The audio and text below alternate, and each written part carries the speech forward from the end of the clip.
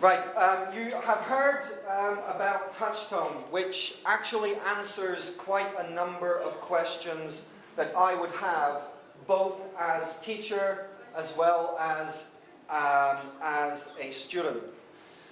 The blending of touch tone, well, I think it pretty much speaks for itself. So what I'm going to do now is briefly be something like a mixer. It's wonderful. First thing I'd like to say is that when, as a potential student of a language, any testing, wherever you happen to go, any language testing center has pretty much the same kind of test. It's just a variation on a theme. And how does the testing work? You go in, you do a 20, 30 minutes multiple choice test, and suddenly after 15, 20 minutes you're told, you are pre-intermediate or you're advanced. Now all language schools do pretty much the same thing. Then you have an oral interview which more or less tweaks and fine-tunes the so-called entrance test. But it's, as a teacher using this kind of testing system, you always have the sense that you're in some way cheating your potential students. Why? Because the likelihood that you will be, let's say, intermediate in speaking, reading, listening, and writing at the same time is unlikely. It is more likely, especially today, in Moscow, that you will be intermediate speaking, pre-intermediate or even elementary in writing. Your perception of the language may or may not be rich depending on how much practice you have, etc., etc., etc. So this Cambridge placement test is an incredibly good idea for the student as well as for the student as well as for the teacher. How the computer can do that is that, well, I'm simply going to explain how that system works. It works on what is called a discrete combinatorial system. Discrete meaning unseen. A combinatorial system meaning that you have a finite number, restricted, limited number of inputs. The generating system, using those inputs, can compute and produce an infinite number of outcomes. Your biology is based on a discrete combinatorial system. Your DNA is a discrete combinatorial system. Another thing that was mentioned in the previous presentation is the communicative method. Something that in Moscow at least can produce different types of reactions. There are those who react, they hear the word communicative, they put the word, they kind of translate it as komunikativny, and they have this kind of horrible response to the method. Now, the response is very often wrong because it's based on a misunderstanding of what the method actually is based on. And again, the method is based on biology and studies in information theory and evolution. Language, which is human language, human-generated language, is a discrete combinatorial system. Language produced by one human being, even if you're communicating only with yourself, is always produced in a context. Always. No matter how much science would like to produce knowledge that is objective or context-free, it is practically impossible. The only way you would be able to do that would be to change the formatting of your brain, which is impossible. Your brain is pre-programmed to perceive the world in terms of format. Format is what makes this chair appear like an outline. Its format is what divides one object from the other, one color from another. If we were to have context-free knowledge, we would have to block format. And if we were to block format in the mind, you wouldn't exist. So what I'm trying to say here is that language is always produced in a context. A context is always produced in a communicative context. It always generates a communicative context. The communicative context is also generated within an ecological context.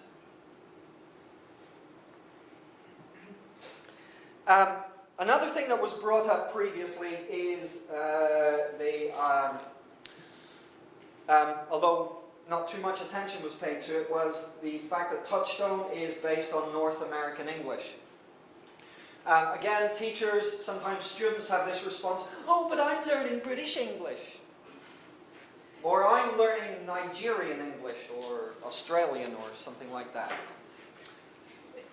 The beauty, if you are teaching or learning British English and you're using a North American textbook, is you have a wonderful opportunity to gain extra experience in the English language. If you, as a teacher working in Moscow, I have personally no idea in what contexts my students are going to be using English. Moscow is an international city, unlike my hometown, which is not international. So, a student going through my hands may, even if they stay in Moscow, they may be working with Americans, Australians, Koreans, Indians. They may be working with any number of people. So the wider the opportunities we can give as teachers to learn English in a I'm sorry, I'm getting a bit lost. The more experience we can expose our students to, essentially the better. As a teacher, you can always make it clear differences between this, that, and the other American, British vocabulary item or grammar form. Also, I'd like to point out, in case you're not already aware, is that when students, teachers say that American English is somehow bad, shoot them because they're talking rubbish. And I happen to be British. I'm not American. American English does not differ hugely from British English, except perhaps in pronunciation. Grammatically, it is not hugely different. In fact, you might say that certain aspects of American grammar are more correct than British, in the sense that it comes from American grammar comes from a time when the British left England and went to the far American shores. So those forms will have remained, whilst at home in Britain the language will have changed slightly. Yes, of course there are sometimes very big vocabulary differences, but they are not impossible to learn. Okay, so much for the blending and mixing. From the learner's point of view, I think it's very important when you are doing any kind of self-study is to manage your time correctly and to manage your time well. I would advise any student to allocate a certain amount of time per week realistically, that they can a certain amount of time that they can allocate realistically to learning. to make it something similar to a lesson. And that could be 1 hour, an hour and a half, 2 hours. But to do so regularly and to stick to it. Now, the beauty, of course, of independent learning is that on top of the time that you can allocate, you can also allocate yourself little amounts of time every day, for example. So you have your regular lessons, the time that you allocate, let's say, Tuesday and Thursday, but that still doesn't stop you from allocating a certain amount of time on Monday, Wednesday, and Friday. In that sense, it's when you're allocating little snippets of time, better to do a little every day than to spend 4 or 5 hours 1 day a week. It's simply more effective.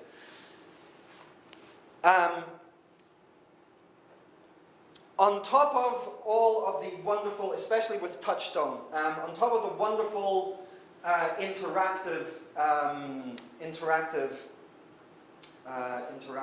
material available on the course and the volume of material, it is still important as a student to remember that apart from all of the material provided for you by the course, you still need to use pen and paper. There is something in language learning with the psychomotor reflexes that is very important. It helps memorize. Yes, of course, you have all of these wonderful drag and drop exercises, and they are truly wonderful, but you still need to combine and blend that with the physical action of writing. It helps reinforce the material that you have gone through. Another aspect of blended independent learning is regular feedback from the teacher.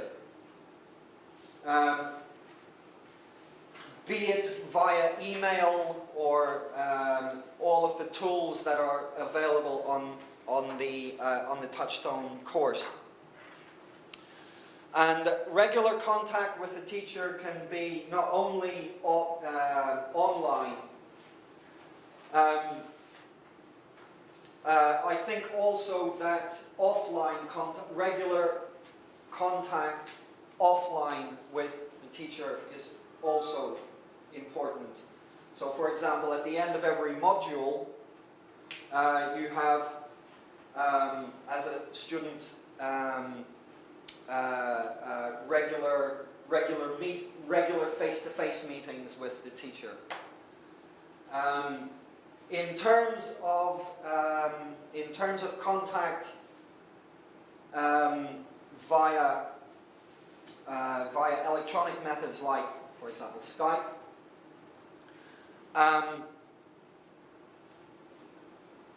the one way of using that particular medium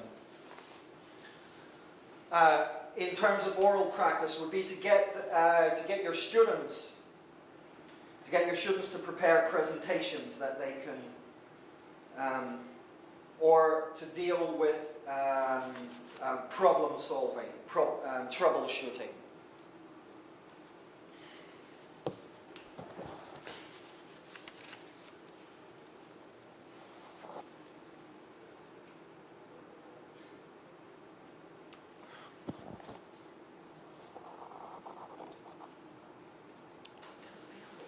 Yeah. Maybe to mention the difference, or maybe there are opportunities of Skype communication with teachers using Skype versus classroom.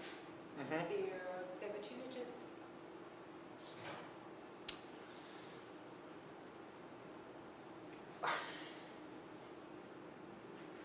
Well, to be perfectly honest, the benefits of using Skype over the classroom, I honestly can't think of any. In combination, it's about combining combination. What about Siberia? If someone is in Siberia, Yes, of course. has no access to teachers like you,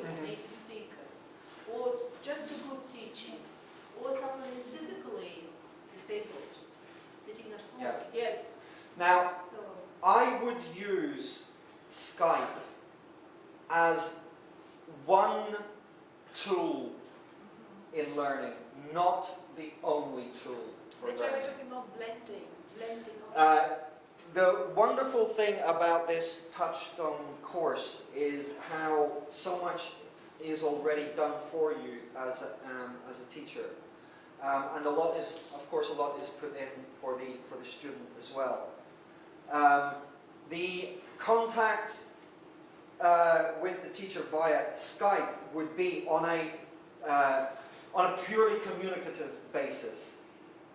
The student could have some pre-prepared topic that they present, oral presentations. It could be used as a moment when, for example, the student has gone through the present perfect, and they understand that it's used in this case, but they still have certain questions that they have. You can use Skype as a way of dealing with that particular issue at that particular time.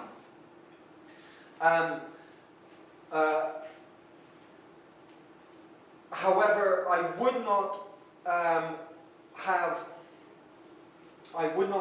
complete lessons conducted over Skype.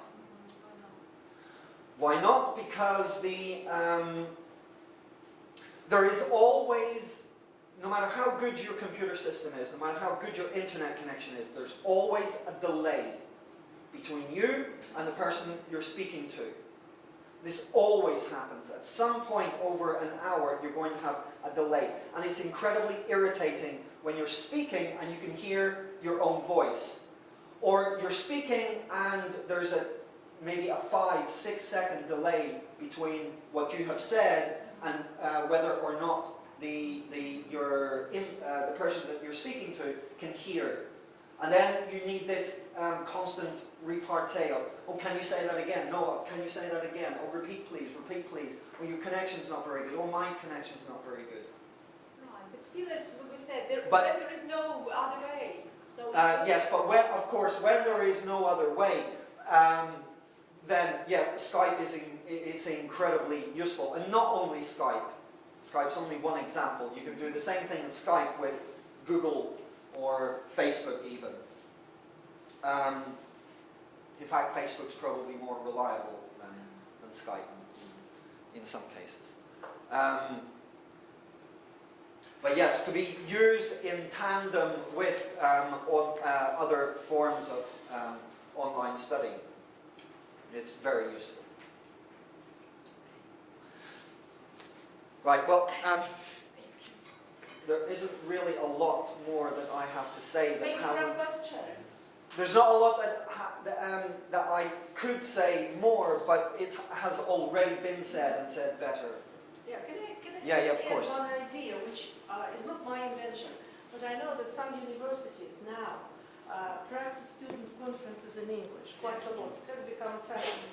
And I am often invited as a jury member to sit in the jury and to bring book prizes from Cambridge University Press. But I benefit a lot from these conferences because they are either within one discipline, like economics, and various universities that specialize in economics and business send their students to those conferences, or they are multidisciplinary. And that is absolutely amazing when some technical students from Bauman Technical University mixed together with students of psychology, sociology, communication. And I thought it's scary because they wouldn't understand each other and they would be bored to hear a presentation which has nothing to do with them. On the contrary, they were so curious, which shows that a young person whose mind is narrowed into a profession still wants to develop in a broader sense as a personality, to know more about other areas. So it was fantastic. But what was bad about it, that other cities could not afford sending their reps, their students, to present their universities because it is expensive and it does not, it cannot be squeezed in one day sometimes when the universities are far-fetched.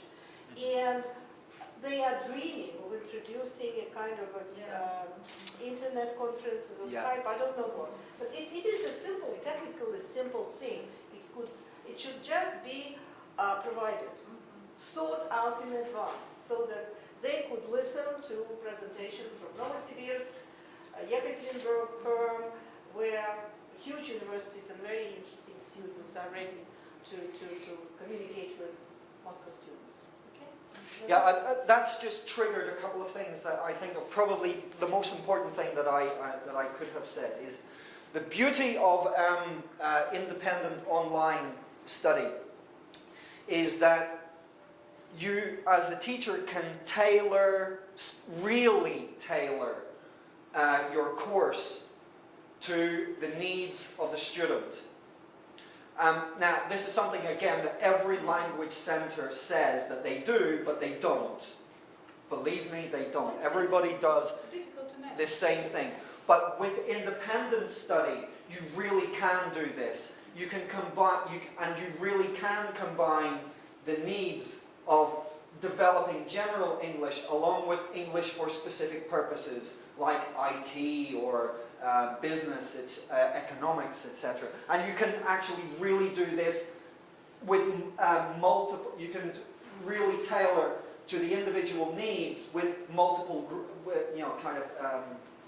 with many students at the same time. And none of them at that point is going to feel that they're missing out, or that you're paying too much attention to one student and not enough to another. I think that's important. Now, another thing, this really is the final thing that I'm going to say, is teachers love to talk about student-centered learning. But students of English or languages in general often don't know what that means. And if they know what it means, they're scared of it. Perhaps not so much in the West, but certainly in Russia. Student-centered learning is something that people are, no, that's not for me, because the teacher is not, essentially the teacher is the most important, or considered to be the most important factor in the learning process. What independent study really does is put the student at the center of the learning process, and they can control their own learning process. And as Yulia said, the teacher simply becomes a facilitator. This, from a language center's point of view, from the teacher's point of view, it would be very important to explain what student-centered learning is to potential students or your existing students. Because there is a point in language learning when what you teach yourself is 1,000,000% more important than anything the teacher will tell you. But it's a teacher that's actually telling you that. Right. Thank you. Carol, thank you. Does anybody have any questions? Not at the moment. Maybe we'll come up with questions a bit later.